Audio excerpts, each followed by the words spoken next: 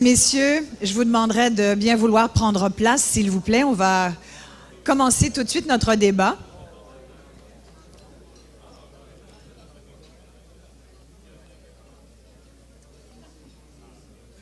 Bonjour, mesdames et messieurs. Bienvenue à ce grand débat de la Fédération des chambres de commerce du Québec sur l'exploration et l'exploitation des ressources naturelles. Je m'appelle Isabelle Maréchal, c'est moi qui serai votre maître de cérémonie aujourd'hui.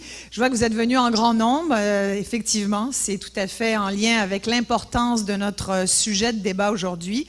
Avant de commencer, je vous demanderai de mettre vos téléphones cellulaires en position silencieux. Je vous signale également qu'afin de maximiser le temps que nous avons à notre disposition aujourd'hui, nous allons servir le repas pendant le débat. Ça sous-entend donc qu'il va falloir toute votre coopération pour que le service se fasse le plus tranquillement, silencieusement possible afin qu'on entende bien les commentaires, la discussion, le débat donc de nos invités. Alors merci à l'avance de votre collaboration. Permettez-moi de vous présenter tout de suite nos tables d'honneur. Je vous demande de réserver vos applaudissements à la fin. Les gens des tables d'honneur, je vous invite à vous lever à votre nom. Madame Marie-Huguette Cormier, vice-présidente exécutive communication au Mouvement des Caisses des Jardins, présidente du conseil d'administration de la Fédération des chambres du commerce du Québec. Monsieur Luc Villeneuve, président de Samson-Bel-Air, Deloitte et Touches et premier vice-président de la Fédération des chambres de commerce du Québec. Madame Françoise Bertrand, présidente directrice générale de la Fédération des chambres de commerce du Québec. Madame Anne Charland, vice-présidente Exploration Canada chez Corporation minière Osisco. Monsieur Gérard Deltel, candidat de la Coalition Avenir Québec dans la circonscription de Chauveau, chef du deuxième groupe d'opposition à l'Assemblée nationale. Madame Martine Ouellette, candidate du Parti québécois dans la circonscription de Vachon, porte-parole de l'opposition officielle en matière de mines et de gaz de schiste. Monsieur Raymond Bachand, candidat du Parti libéral du Québec dans la circonscription d'Outremont, ministre des Finances, ministre du Revenu, ministre responsable de la région de Montréal. Monsieur Pierre-Carl Pellado, président et chef de la direction de Québecor. Monsieur Louis Bernier, associé chez Fasken Martineau du Moulin, avocat et président sortant de la Fédération des chambres de commerce du Québec. Monsieur Michel Martin, directeur principal affaires politiques et gouvernementales chez Ultramar. Madame Valérie Filion, directrice générale de l'Association de l'exploration minière du Québec. Monsieur Mario Martel, président-chef de la direction du groupe Roche. Monsieur Michel Ratib, associé conseil du groupe Sécor. Monsieur Diane Tolkiesi, président-directeur général de l'Association minière du Québec. Monsieur Michael Novak, président-directeur Affaires internationales et autochtones chez SNC-Lavalin. Monsieur Jean-Marc Lulin, président-chef de la direction d'exploration Azimut, président de l'Association de l'exploration minière du Québec. Mesdames et messieurs, vos tables d'honneur.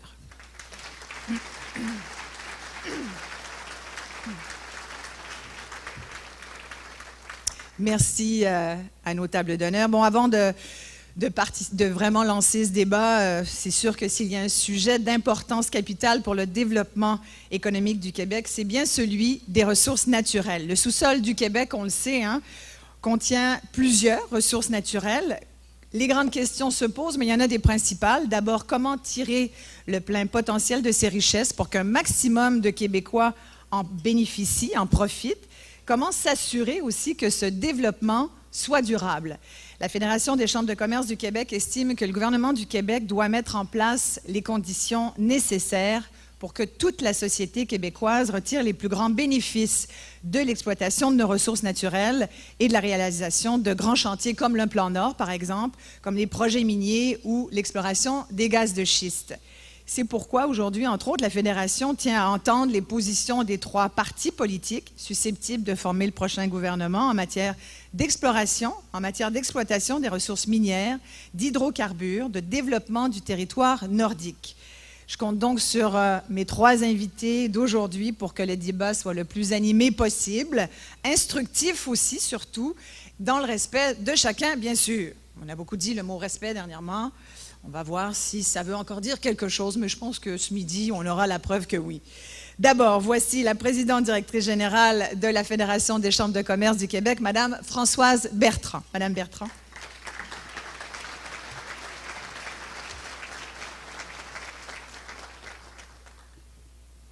Bonjour, merci Isabelle. Alors bonjour à tous et à toutes. Je ne prendrai pas beaucoup de temps, mais je voudrais d'abord dire combien la Fédération apprécie que M. Deltel, Mme Ouellet et M. Bachand aient accepté de venir s'entretenir avec nous aujourd'hui. Avoir un vote éclairé, c'est très important. Les impressions, c'est important. Mais avant tout, de vous entendre directement, c'est vraiment ce qui nous anime. Et vous voyez par l'assistance aujourd'hui qu'il y a beaucoup d'intérêt pour cette vaste question. Je veux aussi vous dire merci d'être candidat, d'avoir la générosité de l'engagement politique. C'est extrêmement important. On a souvent la critique facile et on l'aura sûrement au sortir pour dire pourquoi a-t-il dit ça, c'est certain. Mais avant tout, nous avons besoin de femmes et d'hommes qui s'engagent politiquement et qui aident le Québec à avancer. Et la Fédération des chambres de commerce croit beaucoup au principe du Québec en avant. C'est ce qui nous anime d'ailleurs dans le débat aujourd'hui. Vous avez avec vous des gens de ressources naturelles, mais aussi les fournisseurs et les clients des gens des ressources naturelles. Il y a ici une conscience dans la Fédération des chambres de commerce du Québec que les ressources naturelles, c'est un véhicule extrêmement important, un vecteur de notre développement économique dont nous avons besoin pour continuer le type de société dans laquelle nous vivons, où on veut de la richesse. Et pour qu'il y ait de la richesse, ce sont les entreprises privées qui peuvent le faire, avec la complicité du gouvernement qui peut créer l'environnement propice à ce développement. C'est ce pourquoi la Fédération, depuis 103 ans, se bat. La question des ressources naturelles, ce n'est pas d'hier dans l'histoire de la Fédération, mais comme vous voyez aujourd'hui, par la participation des gens, c'est encore une grande actualité. Alors, ce que nous voulons, c'est certainement que dans le respect du développement durable, il y ait un développement économique, que nous soyons prudents, efficaces, mais que nous soyons évidemment soucieux de ne pas aller vers un immobilisme, vers une paralysie. Nous croyons qu'on peut avancer dans le respect, bien sûr, des sociétés, des communautés et de l'environnement. Mais pour nous, ce qu'on veut vous dire, c'est Québec en avant. Et c'est sur ce thème-là qu'on veut vous entendre pour les ressources naturelles. Alors, nous voulons aussi, et pour les médias qui sont là, trop souvent, on a démonisé les entreprises qui sont dans le domaine des ressources naturelles. Nous pensons que nous pouvons vivre de façon harmonieuse, avec respect. Mais là encore, je crois qu'il est extrêmement important que nous travaillions ensemble à trouver les solutions les plus propices pour faire en sorte qu'avec l'innovation, la technologie, nous puissions profiter d'une situation qui est idéale ici au Québec pour pouvoir développer harmonieusement les ressources naturelles. Alors, nous avons hâte de vous entendre. Merci infiniment et bon débat et bon appétit.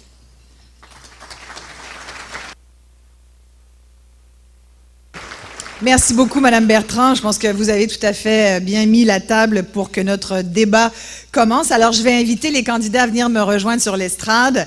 Pour le Parti libéral du Québec, candidat dans Outremont, M. Raymond Bachand, titulaire d'un doctorat en administration, d'un MBA de l'Université Harvard. Raymond Bachand a été, au cours de sa carrière, PDG de Sécor Conseil, PDG du Fonds de solidarité de la FTQ, vice-président de Culinard, vice-président de Métro Richelieu, député d'Outremont depuis 2005.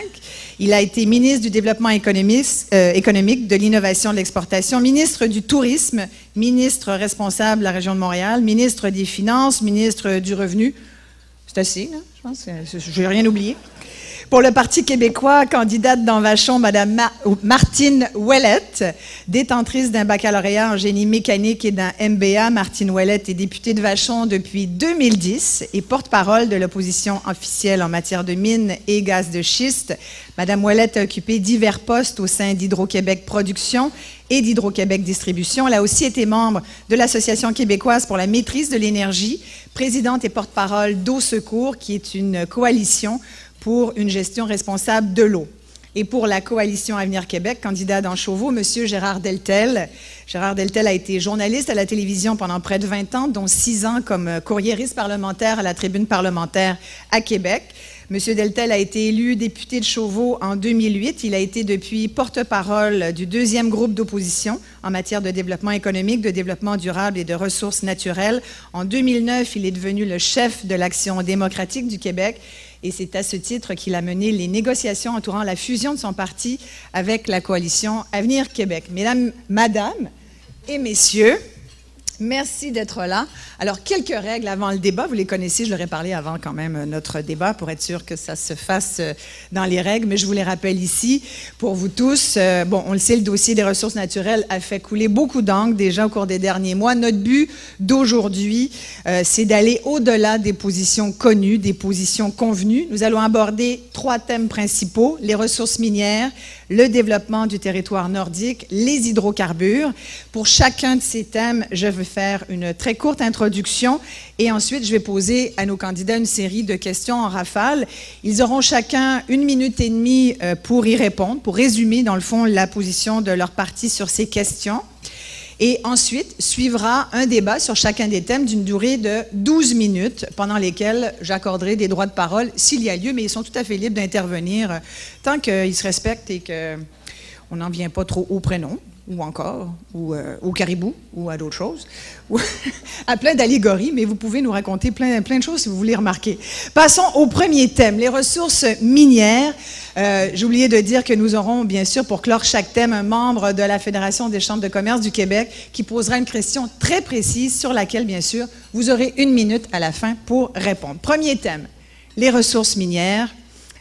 Les projets de développement des ressources minières, on le sait, sont d'une importance capitale pour l'économie du Québec. Ils génèrent déjà plus de 52 000 emplois directs et indirects.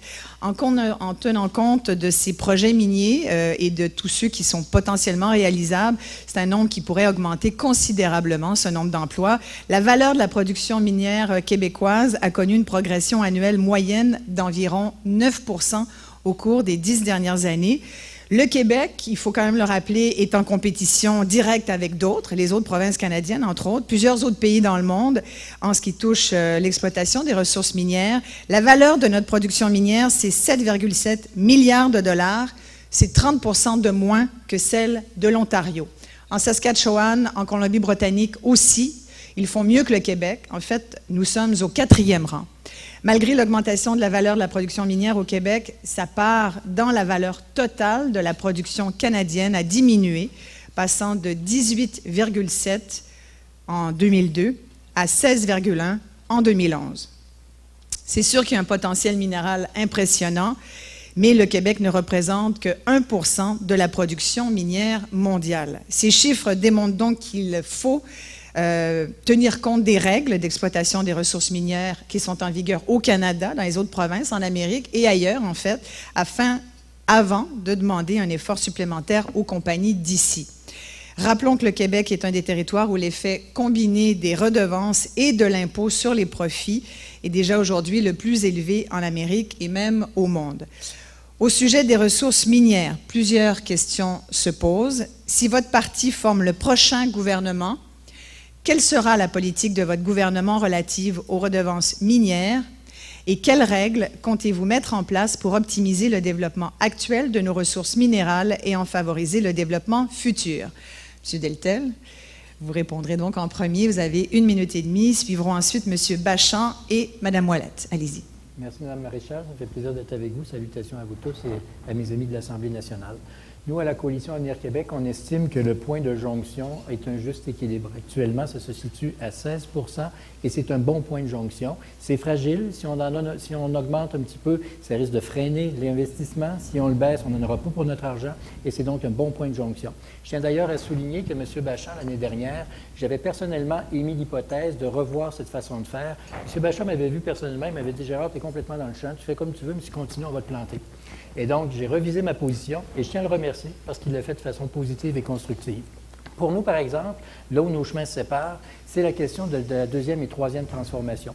Nous devons miser énormément sur la 2e et 3e transformation de nos minerais pour éviter que, justement, notre richesse naturelle s'en aille ailleurs. Il faut faire fructifier ça. La meilleure façon de le faire fructifier, c'est par la 2e et 3e transformation, par des mesures incitatives et productives et positives pour l'industrie, mais également pour le Québec.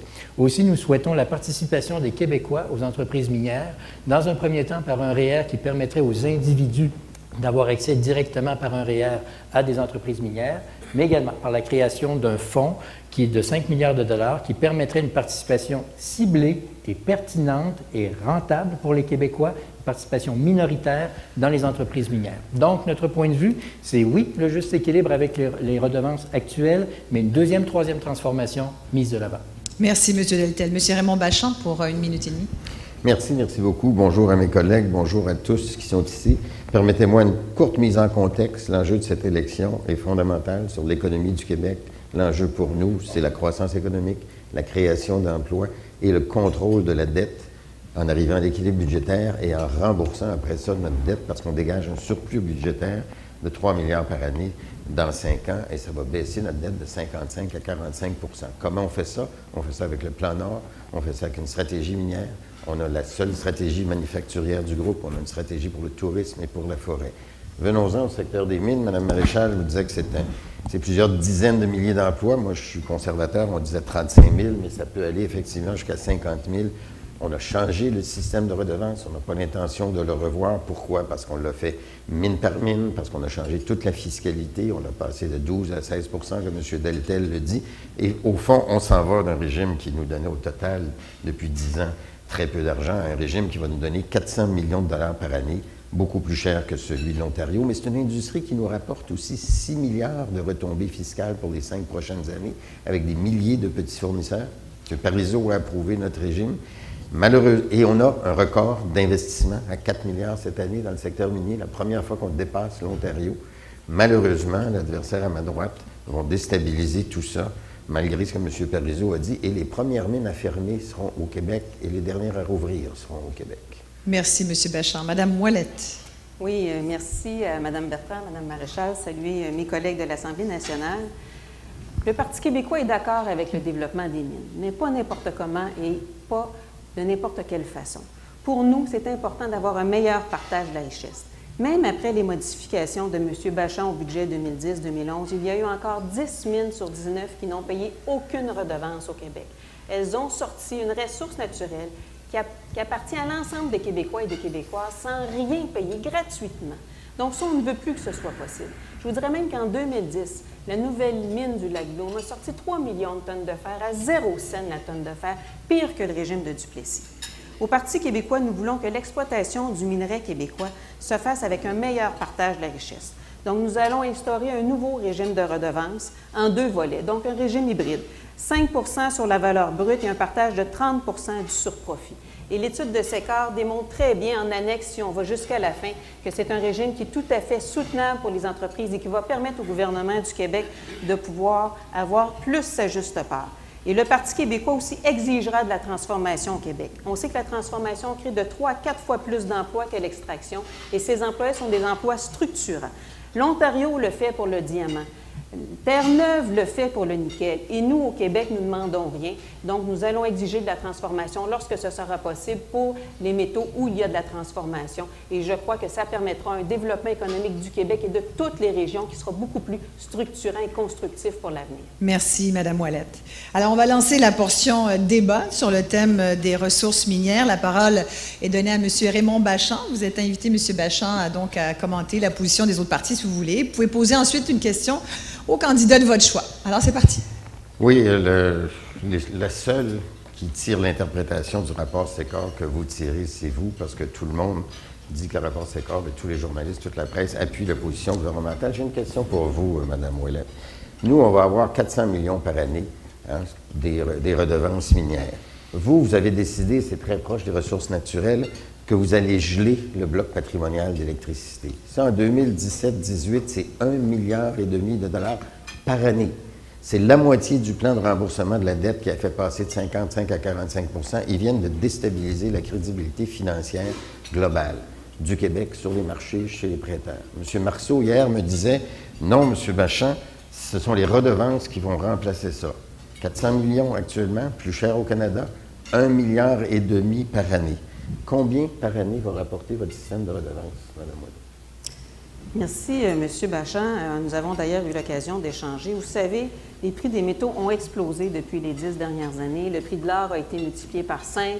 Le prix du fer a été multiplié par 4. On est dans un régime complètement différent et actuellement, le Québec ne va pas chercher sa juste part dans les redevances. Il n'y a pas qu'au Québec qu'on revoit le régime des redevances parce que M. Bachand sort souvent l'épouvantail que les entreprises vont quitter. Il y a, selon le SME Magazine, du mois de mai 2012, il y a 25 pays à travers le monde, dont la Chine, le Pérou, le Chili, l'Australie, qui ont revu à la hausse ou qui sont en train de revoir leur régime de redevance parce qu'ils veulent aller chercher une meilleure part, un meilleur partage des ressources naturelles. Donc, ce que nous proposons, c'est tout à fait normal.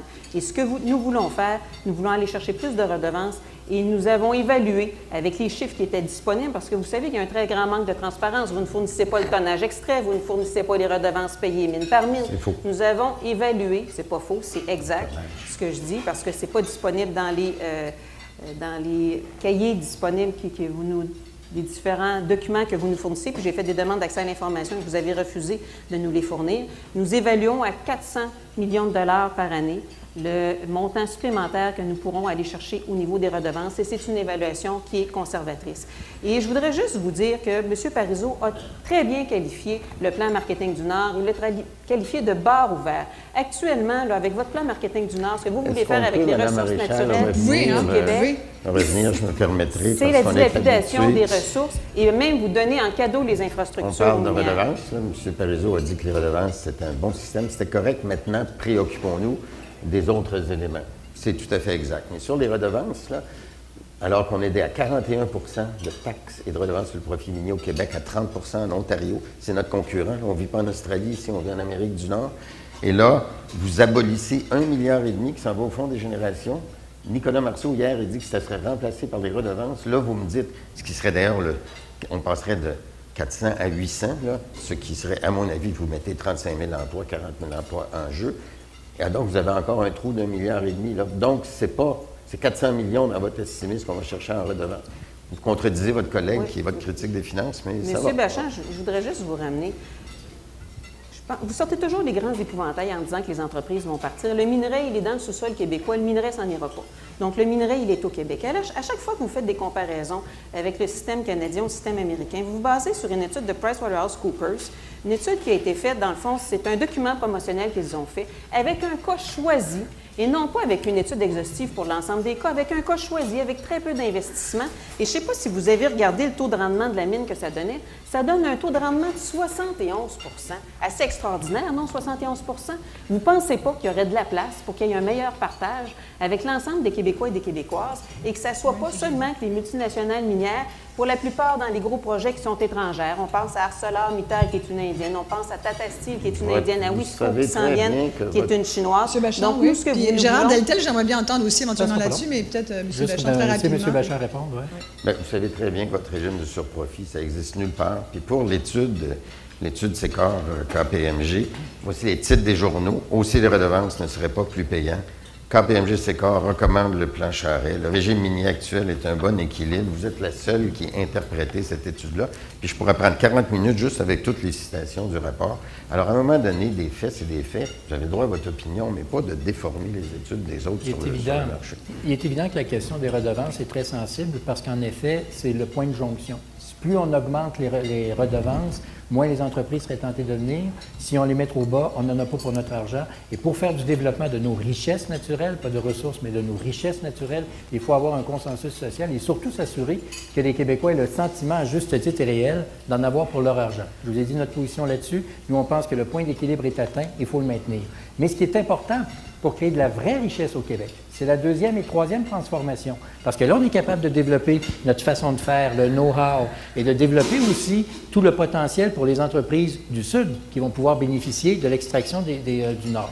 Je dois vous rappeler qu'en commission parlementaire cet hiver, j'ai eu à travailler là-dessus sur la Société du Plan Nord, et nous tenions à imposer dans la loi une obligation qui permettrait justement aux minières de faire la deuxième et troisième transformation telle que ça se fait pour d'autres provinces. Et c'est dommage parce que j'ai eu des conversations avec le ministre Gignac là-dessus.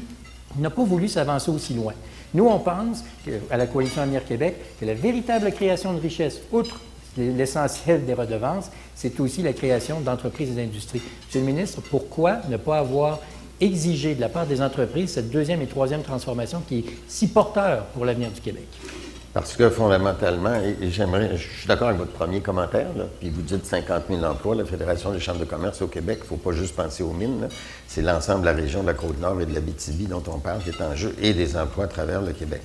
On est d'accord avec vous sur la deuxième, troisième transformation. Voilà pourquoi, mais on n'est pas d'accord, nous, avec les régimes punitifs, on est d'accord avec les régimes incitatifs. On ne peut pas faire des distorsions dans les règles, dans la façon économique dont ça fonctionne, sinon ils ne viendront même pas dans la mine. Mais qu'est-ce qu'on fait pour faire ça? Entre autres, pour la transformation, on amène le gaz naturel sur la Côte-Nord, avec Gaz Métro. Parce que ça, c'est porteur. Parce que la transformation, ça se fait ou bien près du minerai ou bien près des marchés. Tu sais, ça ne se fera pas à Montréal. On crée Ressources Québec, un fonds qui va nous permettre jusqu'à 1,2 milliard pour participer à cette richesse. J'ai changé le crédit d'impôt d'investissement pour les secteurs de la fonte. Je mets sur pied une grappe minière. Nous mettons sur pied une grappe minière. Je ne suis pas seul là-dedans.